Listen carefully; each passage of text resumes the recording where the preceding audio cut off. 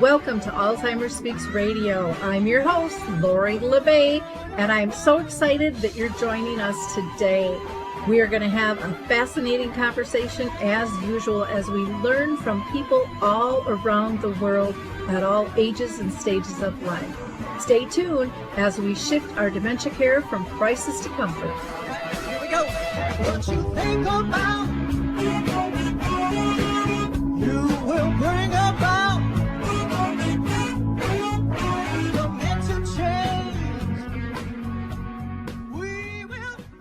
Hi, everyone, and welcome to Alzheimer's Speaks. Today, we are going to be talking about transforming dementia in Malaysia, and we have the honor to have Dr. Cecilia Chan with us. But before I introduce you to her, I'm going to give a couple of shout outs and reminders. One is Lorenzo's House is going to be doing their youth summit in June. It's the 14th to the 15th, and you can register for that by going to lorenzoshouse.org. Also, if you are struggling with sundowning for yourself or for a loved one or someone who hires you to come in and care, check out Twiddles. You can find them at the number 4 twiddles.com. They have some great sensory aids that can really help with that. They also have a product called Adapt-A-Wrap, which is wonderful for people who have a hard time with mobility. Or maybe you have someone who's fidgeting, who undresses. Everything kind of locks in the back, but yet it's comfortable material, and it just reduces that stress sometimes that can occur when dressing. I would also like to recommend that you check out Alzheimer's Speaks, free educational resources where you can also access Dementia Map. Lots of different things there. Won't go into that now. I'll just let you go ahead and explore. So let's go ahead and introduce you to Dr. Chan. Well, Dr. Chan, I am so excited to have you on the show. I just find it absolutely fascinating to find out how other parts of the world are dealing, with this disease called Alzheimer's and Lewy body, in the category of dementia. Overall, I just find it fascinating because there are so many places where there's just no support, some that have a lot of support but still need a lot of work. And so I can't wait to hear what you have to tell us today. But first, if you don't mind, would you please tell our audience a little bit about you? Hi, Laurie. Thanks for having me here. I'm so thrilled to be here in this platform. I'm Cecilia, and I have been in the eldercare industry in Malaysia for the past 20 over years. And along my journey, I decided to focus on dementia care. And that happened especially during the pandemic when Malaysia experienced the lockdown for about 2 years. And since then, my career focus has switched into dementia purely. Okay, great. And I always ask my guests if they've been personally touched by dementia in their own family or circle of friends. Oh, yes, definitely. Personally, I have the experience of caring for my grandmother when it was at the later stage of her life, and she has experienced it. She wasn't diagnosed, and I was pretty young then, but I'm pretty sure it was a type of dementia. And I'm glad that I had the opportunity to be with her and support her, and I have really very rich and pleasant experiences being with her during her last phase of her life before she passing on. But what was the most poignant part that inspired me was my experience with a really good friend, and he was in his early 80s, and when he retired as an educator, as a teacher, he went into his passion, to embrace his passion, which was dancing. and he really, really loved dancing. And he was the one who started, I'm sure you've heard of line dancing. So Yeah. in this, yeah, so in this part of Malaysia, in Ipoh, it's a small little town in Ipoh, where he actually introduced line dancing, and he was the one who trained the instructors, you know. So that was his passion.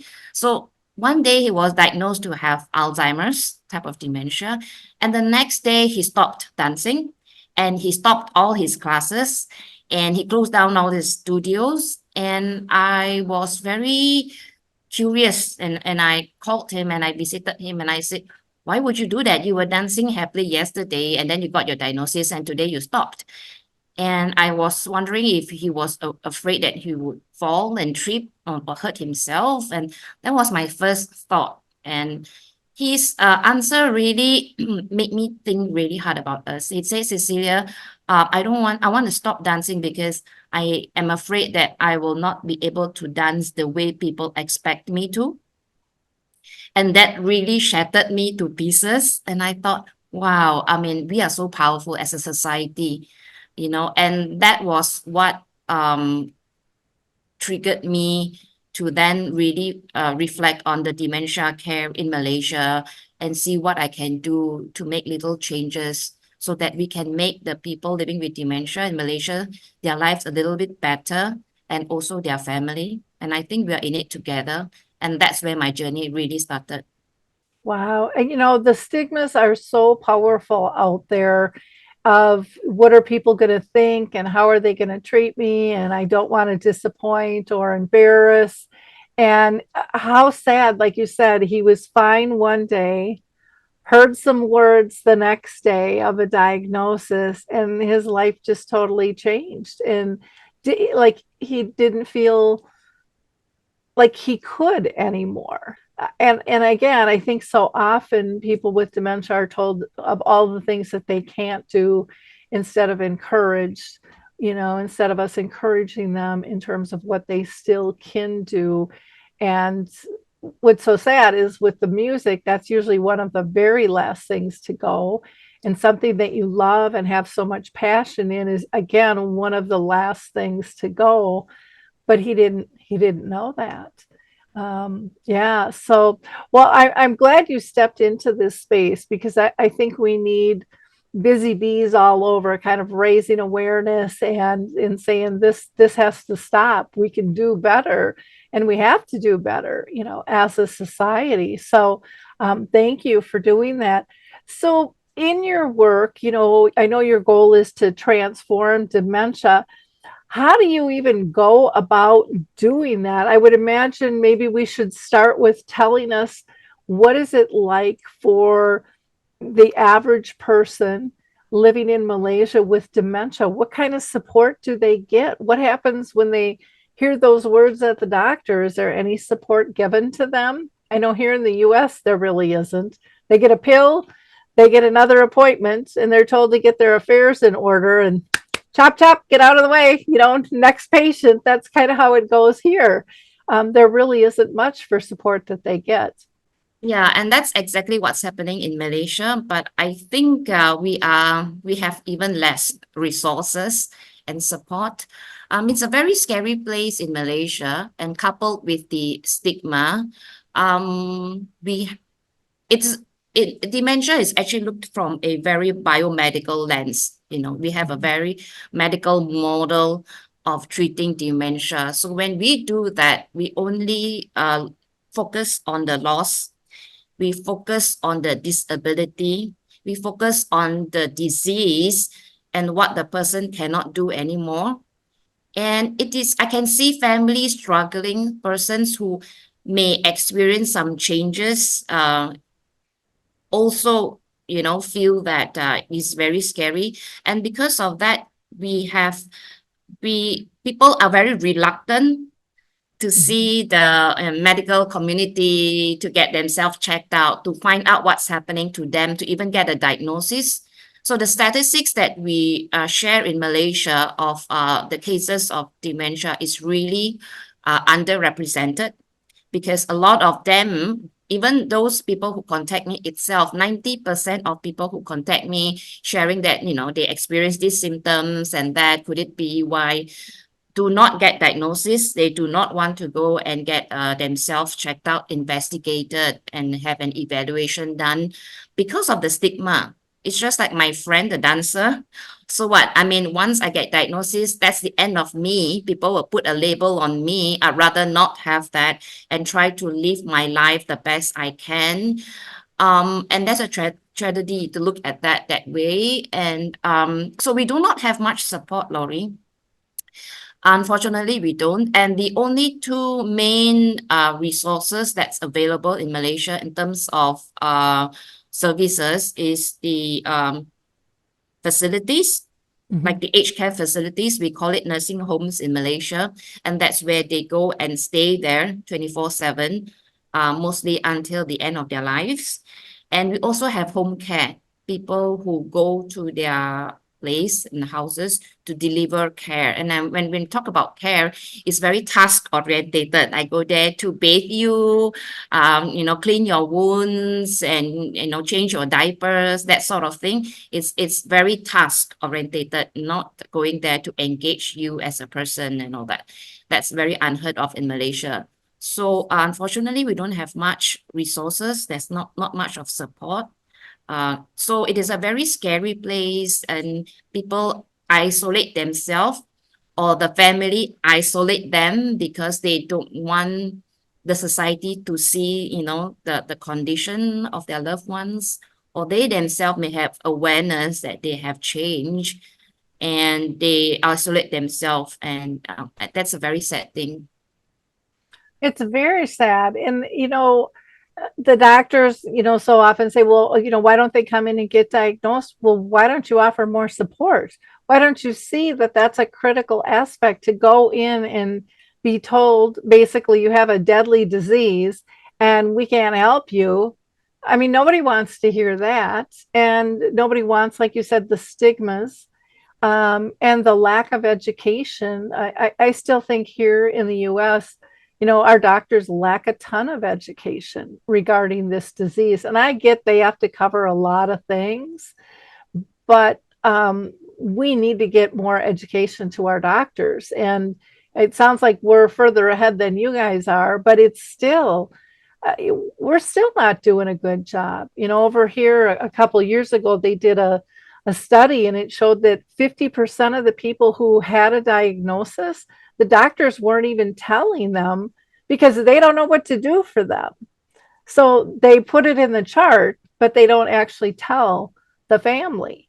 Well, what good is that whole process? One of the things I'm excited to see happening and seeing more conversation going on is social prescribing, where it keeps people living purposeful.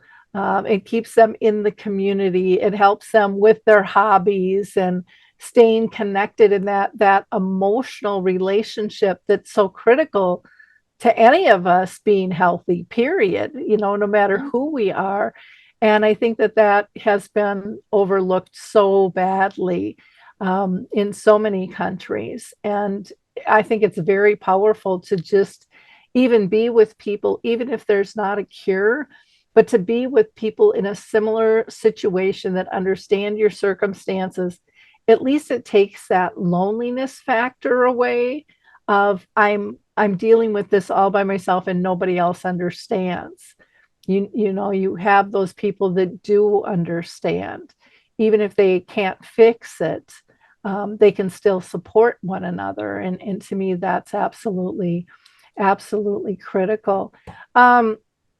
How do the families adjust to this? You said, the person typically doesn't get diagnosed, but let's say for those that are family members that are seeing, some changes, do they approach their loved one about that? Do they kind of sneak them into the doctor and hope the doctor will pick up on it? Or does everybody just kind of ignore it because it doesn't seem like there's help out there? So why bother? Well, there are different types of family members. Mhm. Some of them do see the changes and do get a get evaluation done and get a diagnosis. But then once they get the diagnosis, it boils down to what are we going to do about it? And most of us, because of the stigma and the negative stereotype, would want to keep the person away from the society as much as possible because it is what are we going to do about it if she behaves in a way that people will not accept and people will question. So it's a lot of to do with, I mean, society's values and our culture and the way we treat people who are different than us. And I think it boils down to a lot of that because very rarely do I see people who have been diagnosed, been brought back to the society, been brought back to the faith communities. For example, people don't do that anymore. So recently, for example, last week I had a person who was brought to me, and she has Lewy body type of dementia and also Parkinson's, and she was on a wheelchair, refused to eat, refused to talk, and she just want to stay in bed the whole day. And so her care partner was a sister, and she's also a doctor by profession, and she didn't know what to do with her, and also brought her to my center. And when I got her background, I understood. I learned that she was very religious. She is still very religious. She is a Catholic and she was a church leader, and she led a lot of activities in the church, and that has been her passion, and that's how she has identified herself. So when I saw her and I tried to engage with her, she didn't seem to um acknowledge my presence. And but then I realized, okay, and when I told the sister, perhaps you could leave us alone. So the sister went out to do her banking work, so it was just me and her.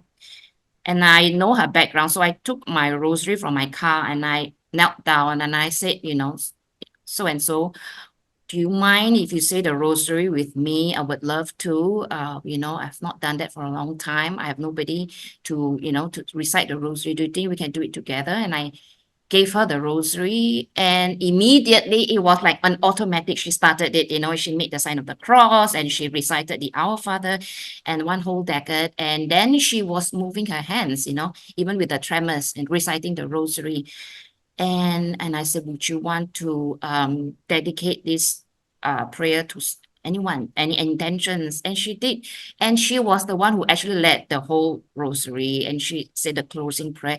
And after that, I said, oh, you must be really thirsty. And she had the drink and she had some snacks and she ate and we chatted. And there was, a whole world open. That's because we are able to connect and see the person.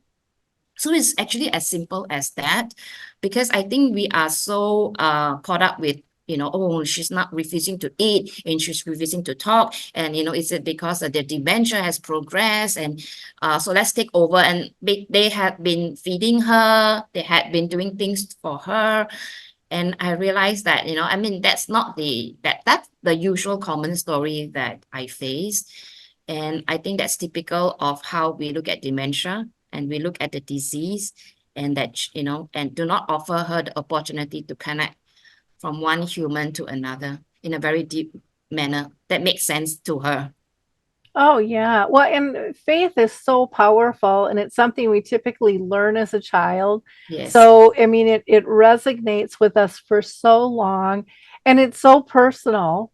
And it's, when you approach her with something like that, you are connecting with her on something that's important to her, and you're allowing her in, to state the rosary and touch the beads and the whole ritual, the whole process. And so how empowering that is. But again, so often you're right, we just assume once that diagnosis hits that somebody just loses everything. Their whole being is gone, it's shut down, they're not capable. Or even when you were saying, well, her family would feed her, And so people stop doing what they could do because they're not allowed to. And yet family and I think professionals alike don't even realize they're shutting the person down. They're like, well, this is my job and this is what I'm supposed to do. And they don't even know that, you know, when we take things away, we disempower people, and they're like, okay, I'll just sit here and I'll open my mouth when the spoon comes, because they're not going to let me do What's anything. the I don't. point, right? Yeah, they've taken away my choice, and they've taken away my abilities, and even though they think they're helping, they're not. And I loved when you said, um, you know, it was something really simple. I think so often our organizations, our government, our society tell us things are so complicated, and they're really not. I think so much of what is wrong in the world could be fixed by better interpersonal communications, you know, by really addressing the person in front of us, even if we're miles and miles apart. But we don't seem to have those solid conversations where we do it in an inviting way, so that people will speak up and say what their needs are, what their likes, what their dislikes are. We judge so often, and we have. I think there's this kind of power level, you know, that, well, I'm your caretaker now. I'm your caregiver now. I know better than you do, so I'm just going to be in charge, instead of how would you like your life to look like, and what are your interests, and what should we focus on, and pulling people into the conversation. And that's what I see anyways, much of the time. And again, I don't think people even do it purposely. I think they really think that's the best way to care, because I know for myself, you know, my mom had dementia for 30 years. Nobody trained me on what to do or how to do it, and so you just want the best care for them. And I think sometimes we think as care partners that we know better, or we can do it faster so we can get all the other stuff done that we have to do. Sometimes that comes into play too. um, do you see much with people both diagnosed and family members going through, you know, depression with this disease, and the whole disconnect of their relationships? Oh yes, it happens very, very often, you know, more often than I wish it is. Um, I mean, there are so many components to it. You know, there is this stigma, stereotype, misunderstanding, absence of resources. I think that it compounds the issue. So there's a lot of misunderstanding in terms of, especially you see spouses and you see family dynamics. Some of them accuse that, people who are living with dementia being purposely, behaving in such a manner just to irritate them, or they are being stubborn on purpose. And because she was okay a minute before, so and they were just exhibiting behaviors to irritate them. So there's a lot of misunderstanding. So even when we see a person, unfortunately during the late stage, I have a gentleman who is uh, diagnosed with aphasia. And so now he's not able to, he is nonverbal totally. And so the wife gets really frustrated, and say, he's stubborn. Why is she refusing to talk? And even though despite my explanation many times, she is still so she's not accepted that the fact that her husband has lost the ability. But and yet seeing that we are able to connect with him even in his non-verbal world, there are many ways that we could still connect.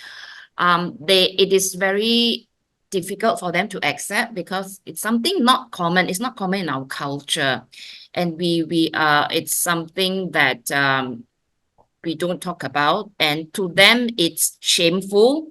To have your spouse who was once upon a time very powerful figure, respected by the community, and now he's not able to even articulate a word. So it's something that it's very shameful. They don't want people to know. and she gets frustrated. So it happens very rampantly. Family members who get stressed out because they think that a person is doing things on purpose.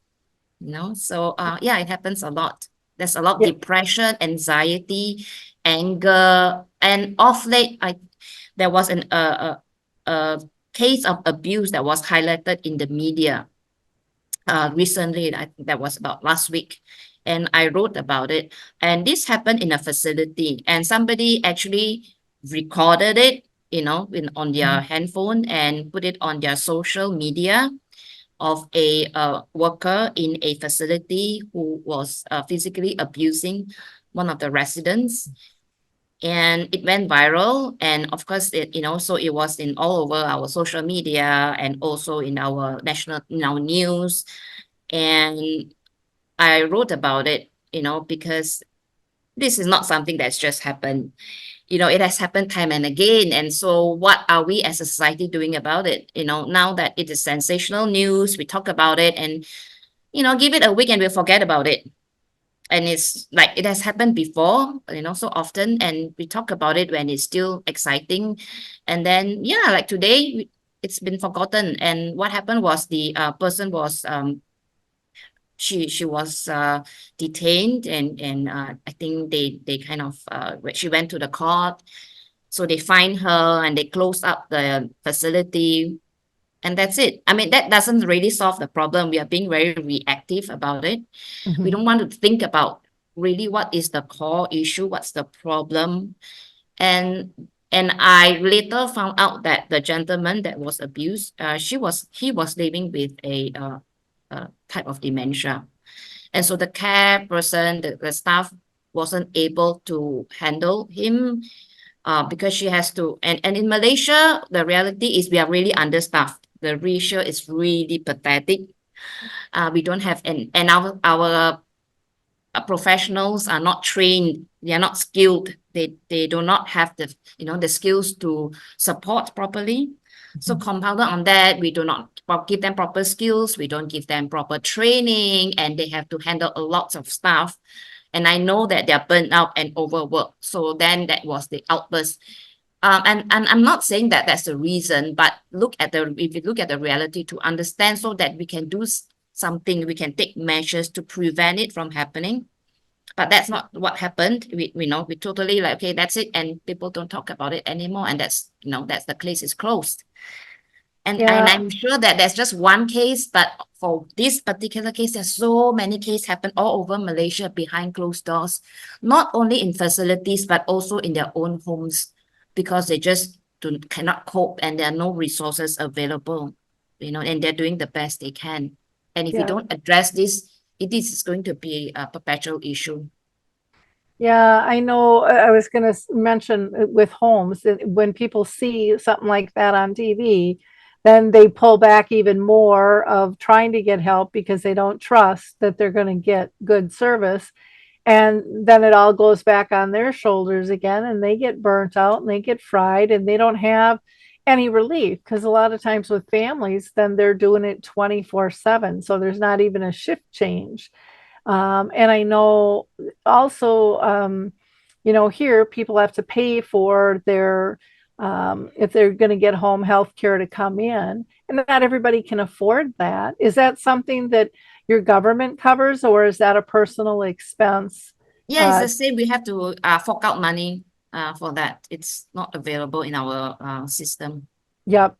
And that gets really pricey. And again, if the people aren't trained, or it's different people all the time, you're kind of like reinventing the wheel, trying to get them on board of what your person needs and wants at certain times. And yeah, it's just such a battle, and it's so sad to see that we're allowing as a society this abuse to happen, when a lot of it is preventable if we would put the support pillars in place to educate, and to have different services available for people to help them through the process. It's it just breaks my heart every time I see one of those stories. every single time. And you know that for every one that's exposed, there's many more that aren't, that aren't being exposed and aren't being talked about. And I know our communities don't like to look at it in that light, but that's the truth. On the other hand, there's a lot of people that are getting good care, and we don't really hear about that or how they're doing that either with that. So you don't have like it's specific memory care or assisted living. It's kind of you live in your home or you go to a nursing home. We do have, but it's very few. They call themselves and they claim to be dementia facility. But then, Laurie, again, when you explore a bit more to understand what do they mean, what's their understanding of dementia care, it's just their idea is just to keep you safe, so we lock you up in a facility and Mm-hmm. so that you don't wander about and hurt yourself. That's it. So that's the opposite of what I'm trying. I mean, we are trying to do. So we have cases, family members who are in such facility, and it's very pricey. Mm-hmm. In Malaysia, it's very pricey because it's very rare. So they kind of distinguish from there is a facility where we have, it's like an assisted living facility. So we have people who are not living with any brain changes, but they are elderly in one kind of facility in the building. And that's a separate one for those living with dementia. And this dementia facility are different in a sense that they're locked up. So it's like a Okay. nice prison. Oh Very gosh. expensive prison. So I do have cases where, people behave, I mean, when you're put in a nice prison and you want Mhm. to go out, so they try their best, they try to get away, they want to go home, they, do their best. I would do too, honestly, if I were there. And so then the family members contact me and said, what can we do about it? So, and this those who are living in such facility have reached a stage where the operator do not know what to do, and they had to admit them in a psychiatric ward, in a psychiatric unit where they are prescribed with antipsychotics and those drugs. And when they reached out to me and I told them it could come to my center and let me have a look at him and let's see what we can do about it.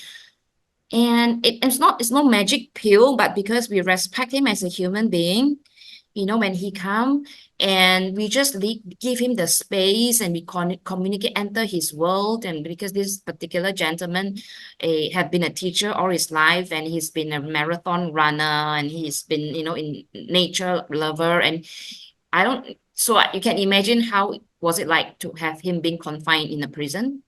So he came with us and he improved dramatically, drastically. He was smiling. He could connect with us. He could be in group activities. He could laugh. He could joke. He was a very, very concerned person. He was concerned about us, the welfare, when we have our food together, whether the food was enough. And amazingly, after that, he was stopped. Thankfully, I was able to connect with his psychiatrist and report to him on his progress. And even the home operators were like very shocked to see the changes.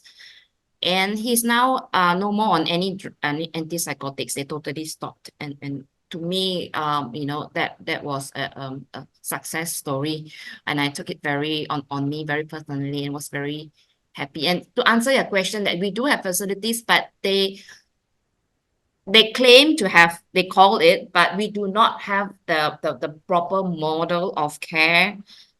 We do not have the proper training of staff to support. So we do have, and memory care is something that we don't use the term in Malaysia. Mhm. So we do have memory cafes, Mhm. but then it is like sprouted in little corners here and there. And again, we do not have proper training, uh, Mhm. no proper models that we refer to. Um, So it's not so that's where we are, so yeah, it's very sad. Now, you said you don't use the term memory care. What term do they use then? So we don't we have we have memory cafes, but it's Mhm. like just a 2 hour thing, maybe twice a month, Okay. in different areas. And yet that is also very rare. I think we have less than 10 in the whole of Malaysia, less than 10. Okay. Wow. Yeah. Yeah. So the facilities we have are pretty general. We have nursing home facilities, and we have one or two very established one that they have like special dementia unit. So Mhm. we don't use that term at all, memory care in Malaysia. Okay. So special dementia. Okay. Yeah, it is interesting to see how everybody terms things and spins things, and it just to me it just gets down to that basic human need of communicating and respecting that somebody is in a room with you, and when my mom, when I stepped into Alzheimer's Speaks and created this, one of my goals was to lift the voices of people with dementia and the families, because the people with dementia weren't even part of the conversation. They weren't allowed. It was their life, and they weren't allowed into any of the decisions about what was going to happen now that they had this diagnosis. And the family members really weren't really listened to, by the doctors, who most families saw them as the only professionals out there. And, if they were listened to, it was maybe for 5 minutes, and it was kind of in one ear, out the other. Okay, I let you vent. Go on. I got to get to my next patient. But it wasn't really any troubleshooting or true support in my eyes. And that's how I felt. And I just think by having these open conversations, by creating, a comfortable environment, I mean, we can move the needle really fast if we're able to do that. And so we're going to take a quick break, and then I want to get back and talk about your center and what all you are doing there. For those of you that have just tuned in, we've been talking with Dr. Cecilia Chan about transforming dementia care over in Malaysia.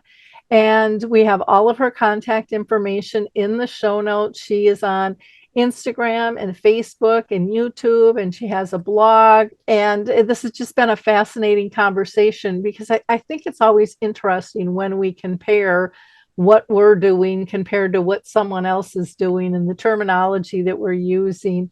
I think we are so much more alike than different on many levels, and we can help one another through the process of improving dementia care.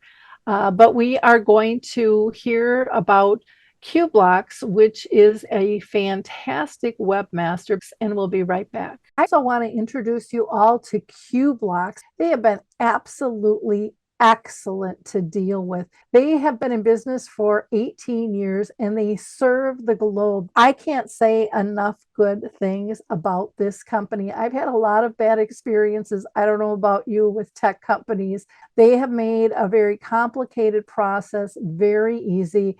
And their staff is so kind, so polite, so respectful to work with. And when I am frustrated and ready to pull my hair out, they just smile and tell me everything's going to be okay. And they really are just on top of the communication, which alleviates so much stress as an owner when you're dealing with tech issues. You can get a 10% discount. Visit them at Qblocks, at CUEBLOCKS.com, or you can email them at letstalk@qblocks.com. For that 10% discount, just put Lori, Lori, in the inquiry form. And again, I don't think you'll be disappointed. I surely haven't been. I can't rave enough about this company. And that's kind of rare these days. Dr. Chan, I really want to talk to you about your center. What exactly does your center do, and what's the name of it? The center is up north in a place called Penang in Malaysia. It's actually a just residential area, and that's why I want to introduce back the idea of being back in the community rather than isolating ourselves away from the community, because we are part of the community. So we have a place, a house that is in a residential area in a corner lot. And so I think that the way to start it is to transform the local community, and which is around my area. It is called it's Bagan. It's called Bagan, a residential area. And this is where I try to normalize that, people in the community are very diverse, very varied, from all ages, from different generations, different backgrounds, and different cognitive abilities as well.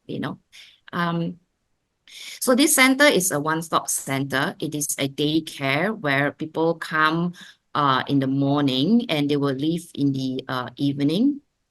And we are also very flexible. People could come for a couple of hours. They could come for half a day. They could come for one full day. They could come daily. It's really up to the family, the person, So this is a place where we provide person-centered. I know this word has been used and without any meaning now, but I would still want to use that word, because when you look at the person and we connect to the person, everything changes. So if I were to live with dementia, my experience would be very different compared to yours, Laurie, if you were to have diagnosed with dementia. And that's because I'm very different than yours. My background, my conditioning, my lifestyle, my life history is very different compared to yours. So if we understand that, everything, it would change. And that's what we try to do here in our center. So we work very closely with family members, and we also work very closely with the community. So our programs are very person-centered, and we involve the community. We do a lot of programs that involves the community, so that we can change the way we look at at dementia from a very personal level and also from a community level. So we also have awareness projects, and our awareness project is something very different. In Malaysia, it's very different. So we recently have a project called the Forgotten Mutiara Cafe, where we turn our center into a pop-up cafe. Mutiara in our national language means pearl. And we choose that because it symbolizes how we look at dementia in Malaysia. We always very often look at the very ugly, not very attractive looking pearl, forgetting that there is still the person inside, which is the pearl. And the pearl, it has got its hidden beauty, and we forget that. And so we choose that word. So we forgot very often that the person lies beneath the dementia diagnosis. So we transform that into a cafe, and it is run by our persons living with dementia, staff, and also volunteers. So we made our delicacy, our local delicacy. We made our cakes and sweets and stuff. And we also prepared our home brewed coffee and tea. And literally, it is done by our persons living, because a lot of them were housewives, and some of them were chefs, and some of them were, working in cafes when they were younger, So these are all the retained skills that we often overlooked, and they were part of it. And some of them were artists. So we actually designed our own logos and our, posters by ourselves, and we made the food from scratch, and we made our coffee, and we even transformed the place into a cafe by ourselves, and we served our guests, and we ate together, and we laughed together, and we cried together, we sang together, we danced together. We just had time together. At that time, everybody is on equal footing. Nobody was caring for another person. We were just together, celebrating life together, and being with each other at that moment. And that was a very powerful. When there was Valentine's Day, we were celebrating love, and that was one of such projects that besides running a daycare, we also want to provide opportunity for others to experience how does it feel like being in an all-inclusive society where everybody is accepted the way they are, and we celebrate their presence, celebrate their diversity. So that's in a nutshell what we do, Laurie. I love when you said, we weren't taking care of anybody. I mean, we were just being in community together. And when we started our memory cafe here, we were going to do a structured thing. We were going to do education. We were going to have our social time. We had it all planned out. We had the room all set up. And what we found was people wanted to come early and they wanted to help set up the room. They wanted to help get the name tags. They wanted to help meet and greet others as they came. And so we stopped doing all that stuff because we realized we were taking away their purpose. And that's what you do when you get together with friends. And so what an honor it is for them to feel that this is friendships and this is peers and this is what's pulling them together. And, we really broke away from a medical model that I didn't even see was really kind of a medical model, even if it wasn't, giving them pills, it was still this structured, you got to go from A to B to C, and this is the way you have to do it, instead of just letting it be fluid and doing what the group needs. I know you had mentioned that you use the word person-centered, which for me, it gets the hair on the back of my neck up every time I hear it, for the same reason you said. It's it's overused and underdelivered, but your staff get it. The people you work with get what that really means. And I have switched to using relationship based, because the person centered, I think here in the US, is just, everybody says it because they know that's the standard they're supposed to meet, but they don't know how to meet the standard. No one put those things together. And so to me, it really is getting at the heart of being in relationship with the person. And I just loved how you described getting together. I loved how you described the flexibility of even your adult day. They can come for a couple hours, they can come for half a day, they can come for a full day, they can come once a week or more. Here we don't have that flexibility. Since COVID, we have very few adult days even available. And the ones that have come back, people say now are offering 2 to 3 hours. And they said, the care partners are saying, it's too much work for me to get somebody ready, drive them there, drop them off, try to go do something, and then I have to turn around and come back and pick them up already. And I'm not getting respite. I don't have any time to relax or get my stuff done. It just feels more rushed. So here in the US, we have families that aren't participating in that because of the hours being reduced. They find it less effective for them, because most of them have to drive a ways to get their loved one there to begin with and stuff. So it sounds like you're doing a lot of really neat things. What is your hours? Is it Monday through Friday then for people to come to your center? Yes, it is Monday to Friday, from morning till in the evenings. Okay. Like what time in the morning till evening, if you don't mind? Yeah, sure. So it's from 8:30 till 6. Oh, wow. Okay. That's great. Um, yeah, and that gives flexibility. I know here for some people who are still working or trying to get things done, sometimes they have to be there by 5, and then you're in the midst of all the traffic and stuff, and many of them don't open till a little bit later too. So all of that has changed, again, partially because of staffing. is an issue still here to be able to find staff to even cover, what you need to take people in. Do you have an issue over there with finding staff to work? Absolutely. That is critical, and to get the staff is one thing. It's really a big challenge to get staff. And secondly is the training, because you get staff and you just drop them in and expect them to like just do the best you can. And it's really based on, if you look at facilities, we are very task orientated. So morning, get everybody showered, get everybody fed, change them, make sure they're clean, and we change their sheets and all that. By afternoon, we feed them lunch and all that. So it's really very structured. And in a way, we are also using a very medical model, because make sure they have we take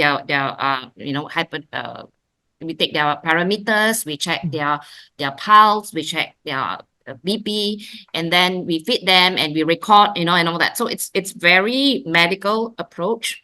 Another thing that we do in a center, because I felt that there is really a need, is we provide training and workshops, and we provide training for even to home care operators, those who are interested to come and develop skills, or family members to come and it's very specific. It's not a theory kind of thing. What is dementia? It's more like very specific. What about bathing, hygiene needs, hygiene care, refusals, mobility issues, very specific, so that and maybe comfort care, end of life, so that person can come and pick up skills. And there's also a place where they can network, especially family members, that so that they will not feel all alone, that they have somebody who understands their journey.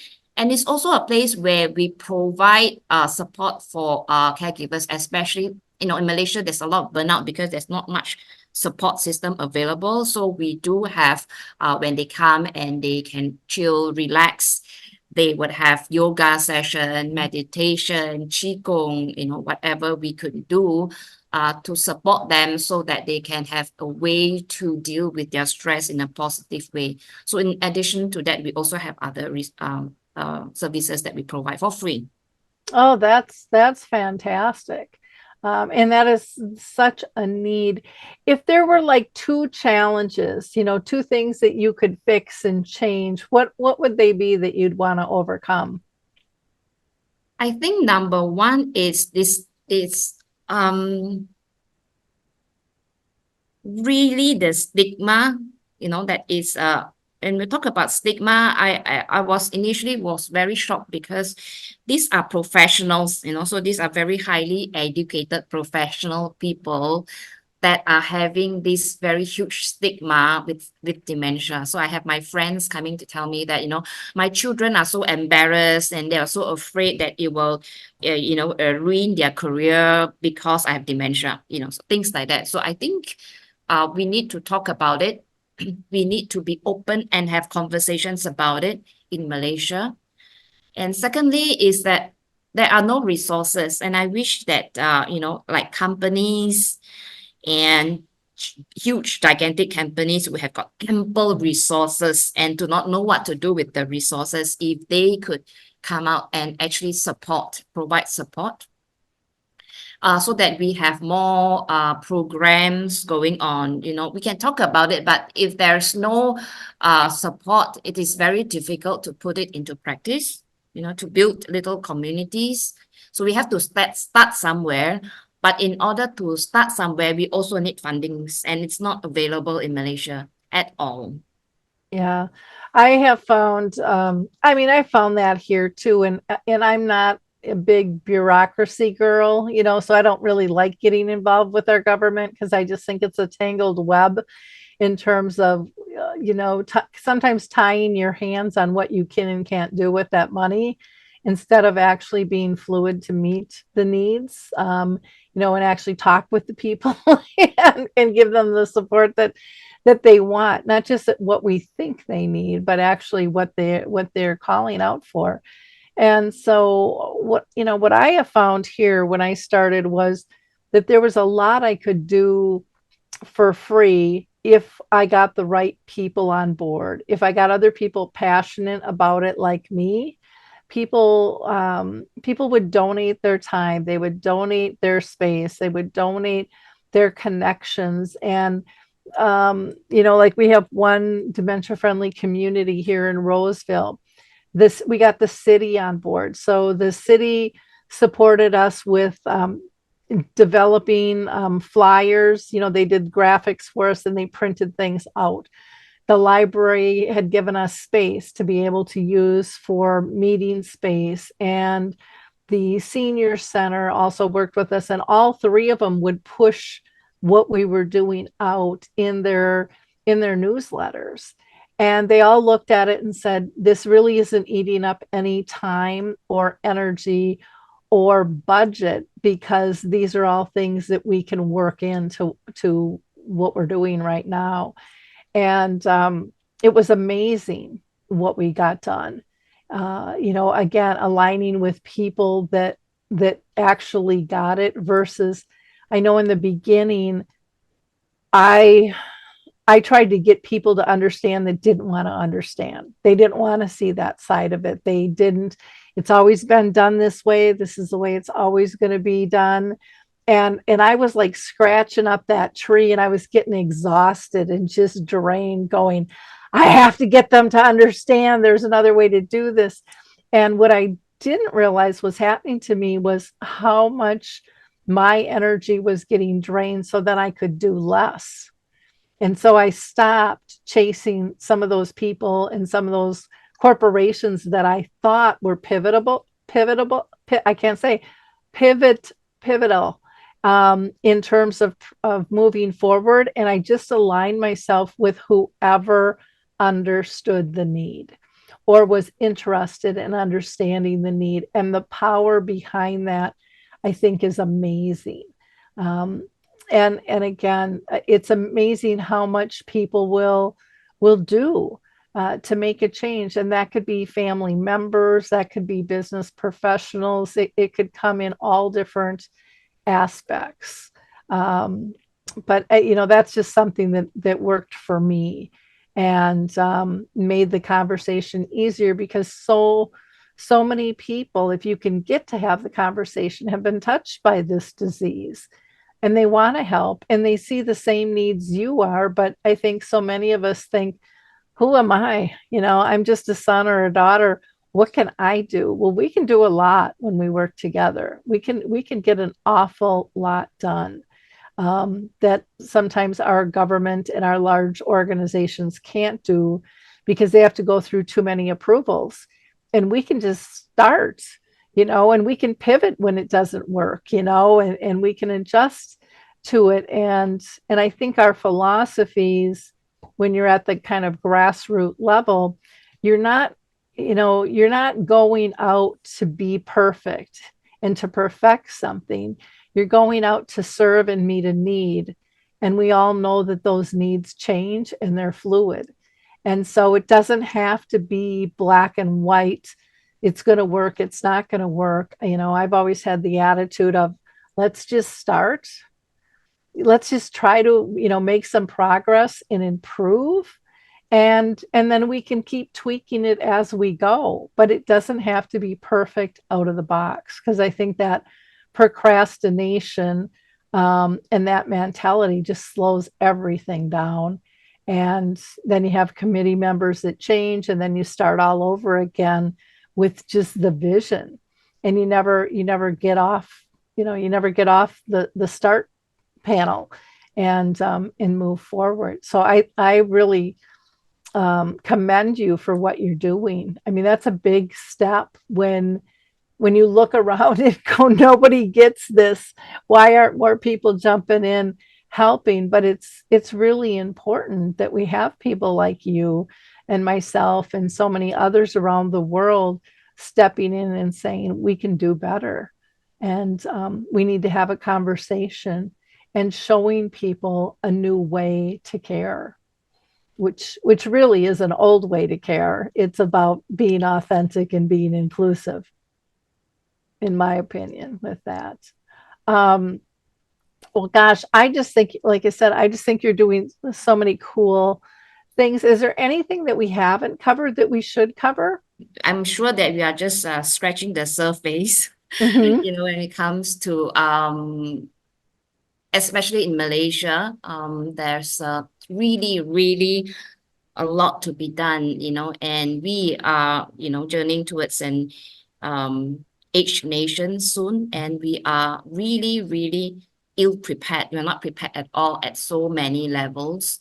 So I'm so thankful, really, Laurie, that you have given us the opportunity to appear on a platform, in a global platform to talk about this topic, which is unfortunately we don't talk about it enough in Malaysia. And I hope that this will actually encourage us as a community around the world globally to just, be to motivate us to do something that we can do at least at a personal level. At least we can all begin by changing our ideas and changing our perspective and changing the lens that we use, to look at dementia in a different way by focusing on how we can connect as a person, something that we all have in common, no matter what cognitive stage we are, whatever diseases we are, how capable we are, but we are all the same. We are all human beings. We are all created, and we are in this planet together. And we could really understand our authentic being and connect with each other in that authentic manner and remember who we are innately. I think we are very powerful as individuals to have that impact on another person. And I thank you, Laurie, for giving us the opportunity. Oh, it's my honor. Like I said, I love talking with people and connecting. And if any of my, resources can help you on your mission, I was thinking as you were talking about, you know, uh, really we have to change people's perceptions of what is possible. And so, the videos I do with dementia chats, which is a panel of people that rotate, living with dementia, and they talk about what it's really like, or people just watch. I had one woman, and she was so funny. I was at a conference, and she's like, "You're that woman that does dementia chats," and she says, I watched 14 hours straight she's like, I was just amazed. I didn't know that people could still communicate. I was told they couldn't, and she's like, they were so insightful. They were so helpful to teach me how to care better, so something as simple as dementia chats, having a conversation with people can be life changing for so many. You can get answers that maybe you can't ask your loved one because they would push back and say, don't, I'm not going there with you, because maybe somebody's in denial. But they can hear it from someone else living with dementia. They can understand different perspectives of what is possible. Or our dementia in the arts program, that so many people have been told that somebody with dementia can't learn. And, if you go there, I mean, we just recently interviewed Gail Gregory from the UK, and she never did art before. She should be commissioned.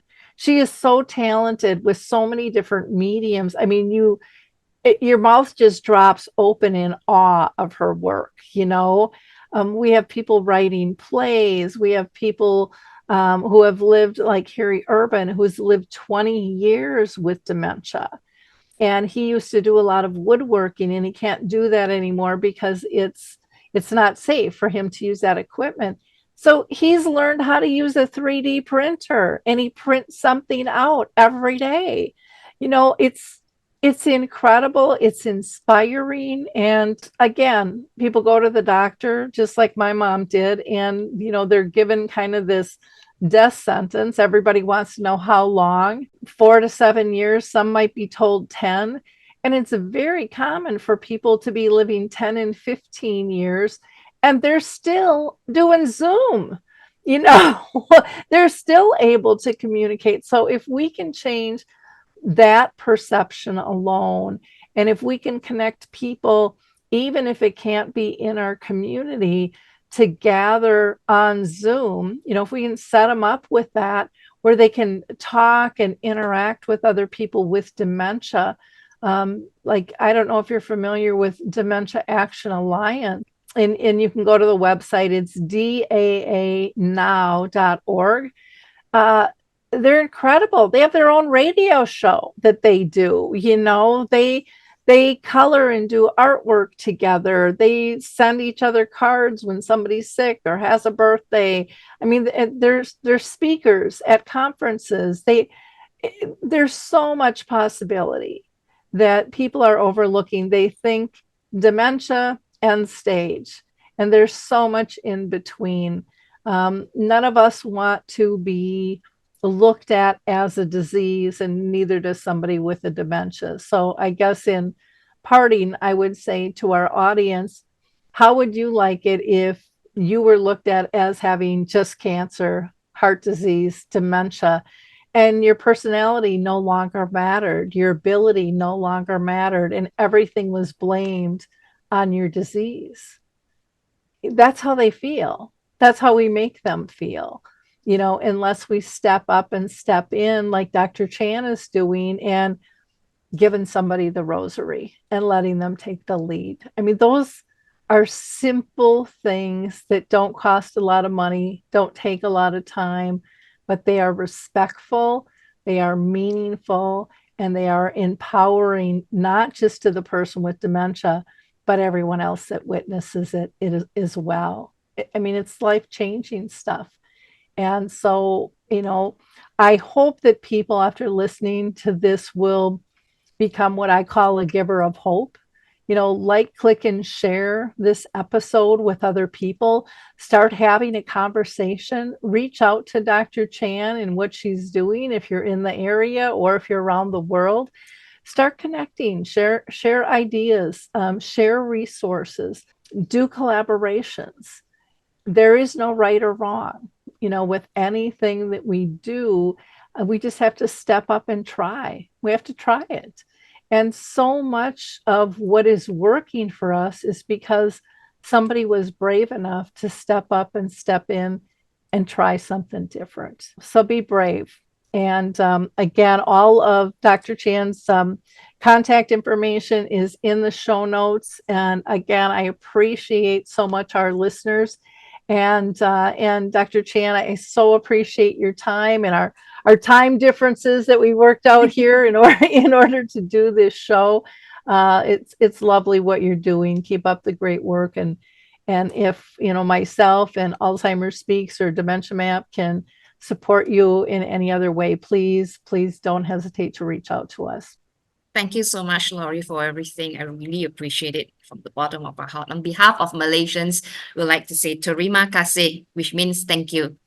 Oh, that's beautiful. Thank you.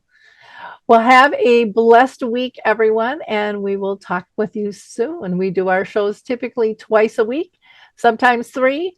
And again, we always encourage you to check out alzheimersspeaks.com and Dementia Map, which is our global resource directory as well. Thanks now. Bye-bye.